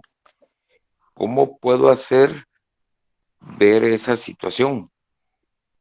Bueno, pero tú vas, o sea, el tema es que tú deseas continuar con la relación laboral. Sí, pero en la zona 1. O ver si pido mi baja por discapacidad. Pues sería de analizarlo, porque allí puede darse la existencia de un despido indirecto. Es decir, que que en este caso cambiaron las condiciones esenciales, básicas de la contratación que tú tenías, principalmente por el tema de la discapacidad que tú mencionas y nos compartes. Ahí puede darse un despido indirecto, solo que, permíteme un segundito, el puesto que tenía sigue siendo el mismo. No, me cambiaron el puesto funcional. Ok, fíjate que la literal J del artículo 79 del Código de Trabajo es una causal que puede servirte de base para dar por finalizada la relación laboral. Ahora bien, el asunto es de que sí hay un plazo para que tú para que en su caso sea efectivo, puedas invocar esta causal. Según el Código de Trabajo, el plazo que tú tienes es de 20 días hábiles del 261, que es un despido indirecto. Okay. 20 días hábiles. No sé cuándo fue que se hizo efectivo el traslado. Yo inicié del 1 de marzo, pero ellos en el acuerdo que me trasladaron tiene fecha 23, pero yo lo firmé el 28 de marzo. De febrero. Febrero. Pero el traslado efectivo fue el 1 de marzo. Digamos Exacto. Que el 1 de marzo tú te presentaste a laborar. Exacto. ¿Sí? Incluso hay una acta de entrega. Sí, lamentablemente, estos 20 días que yo te comparto a la luz del 261 vencieron el 28 de marzo. Exacto. Vencieron el 28 de marzo, 28, 29 de marzo, por ahí. Ahí prácticamente ya como que ya prescribió el derecho tuyo a alegar un despido indirecto. Yo lo metí con el sindicato. ¿Hiciste alguna? Esto te iba a preguntar, si ahí dentro de la institución tienen, por ejemplo, alguna junta mixta o alguna gestión que esté establecida en el pacto colectivo, en algún pacto colectivo que permita, digamos, hacer esta gestión, y esta gestión puede ser considerada como que interrumpiste este plazo de prescripción.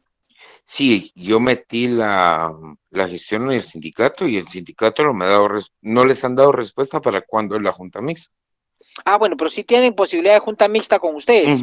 Sí. Bueno, entonces en ese caso sí, todavía esa gestión permite considerar que la prescripción, bueno, ojalá y la hayas planteado dentro de los 20 días todavía. Ya. ¿Sí? Y ahí pues esperar a que ahora, dependiendo de la respuesta que te den, pues considerar, incluso puedes pedir hasta la intervención de la Inspección General de Trabajo, porque si hay una clara afectación hacia tu persona. Sí, porque las funciones son cargar cosas y obviamente mis caderas y no se puede, porque son las funciones de almacén.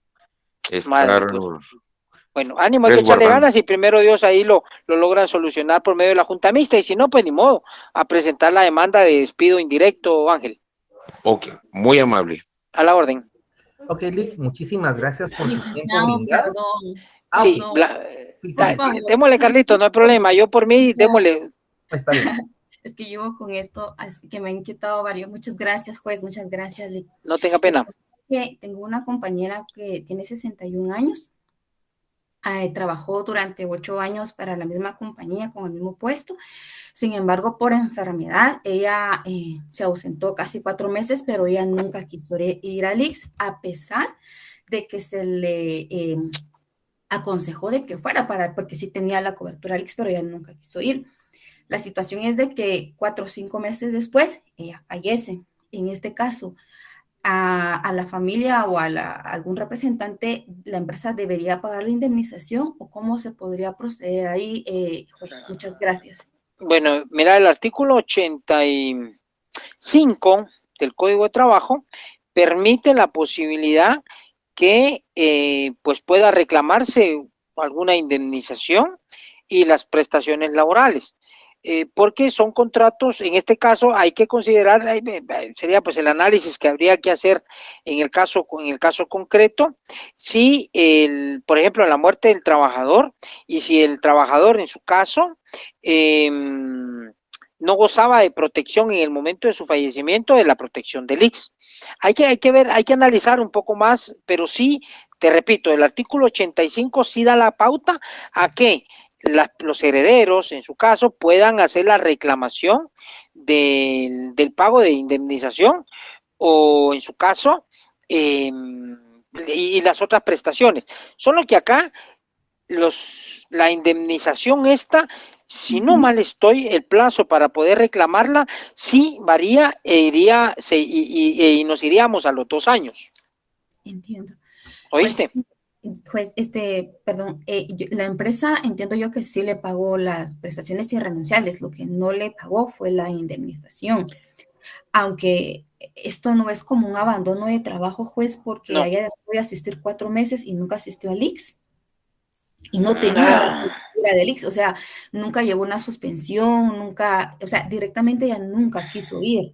Ya, entonces sí, no pues, la corte, pero la empresa le solicitó que si fuera, le solicitó, le dio seguimiento, la llamaba, pero ella nunca quiso. No quiso, sí, ahí se complica un poquito el tema, porque hay que considerar Branqui, que Dios mío, sí es complicado, creo que se complica un poco por el tema de que entiendo, con el pago de las prestaciones irrenunciables, pues la relación laboral se dio por finalizada en algún momento. Correcto, ajá. Es decir, la empresa como que la despidió. La empresa, según entiendo, la tomó como abandono de trabajo. Ok. El tema del abandono, mira, pues hay tanto que hablar con el tema del abandono. Sí, existe como una causal para finalizar la relación laboral a la luz del artículo 77 del Código de Trabajo. Literal F. Dice: cuando el trabajador deje de asistir al trabajo sin permiso del patrono o sin causa justificada durante 2 días laborales completos o consecutivos, o durante 6 medios días laborales. Entiendo, pues yo no sé si la entidad la despidió, porque si alega abandono, tuvo que haberla despedido, tuvo que haber invocado eso. No la despidió porque se le solicitó que asistiera al ICS por la situación grave de enfermedad que ella tenía. Entonces, la empresa estaba buscando, entiendo yo, que fuera al ICS para que la cubriera, pero ella nunca quiso ir. Entonces, sí, prácticamente entiendo que perdió la cobertura, y la empresa no le quiso pagar la indemnización, únicamente las irrenunciables.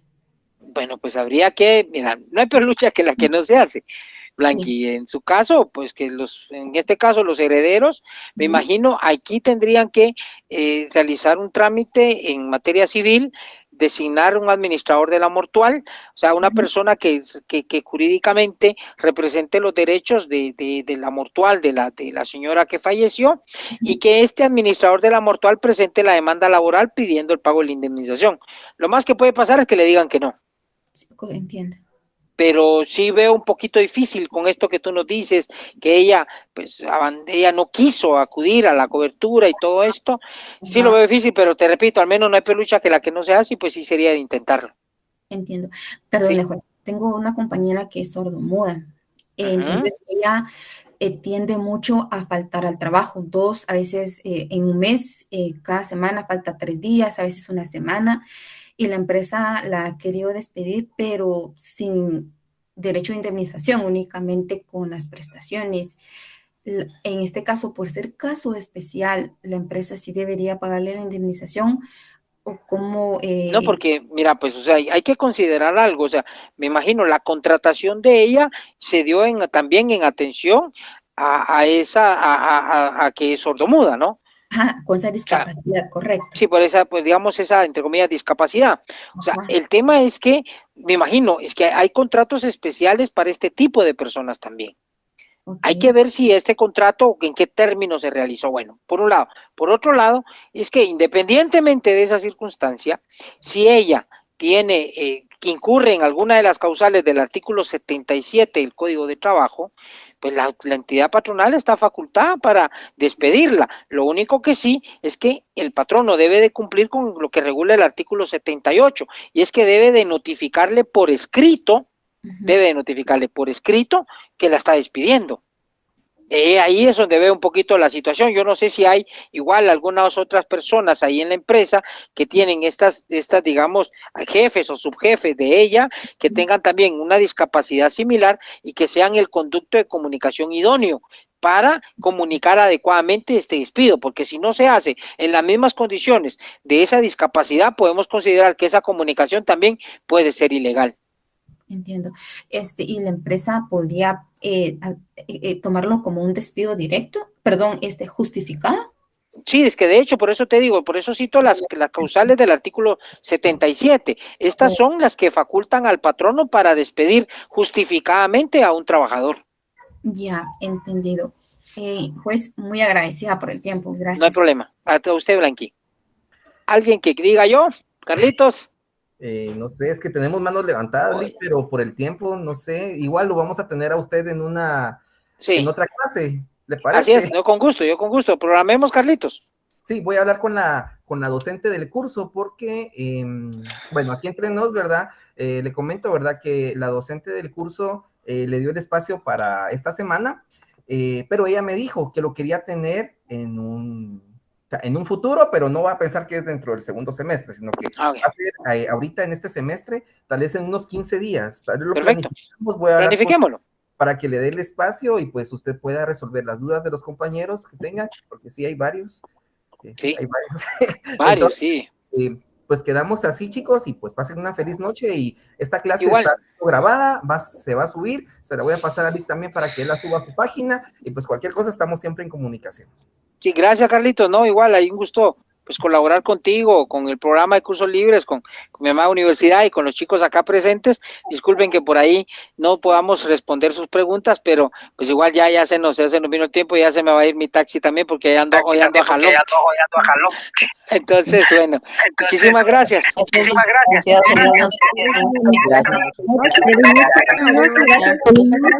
Gracias, licenciado y juez, muy amable, gracias. Feliz noche, compañero. Que tengan buena noche. Gracias. Feliz noche. Gracias. Ahí en mi página puedo también, igual, ahí hay mucho material para que puedan solventar algunas inquietudes. Hoy. Creo que sea ¿cómo se llama, Tony? Gracias. Que se cuiden. Buenas noches. Hasta luego, Carlitos.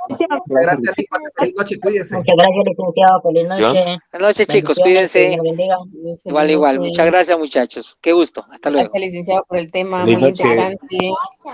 Feliz noche. Feliz noche. Buenas noches, gracias. Feliz noche.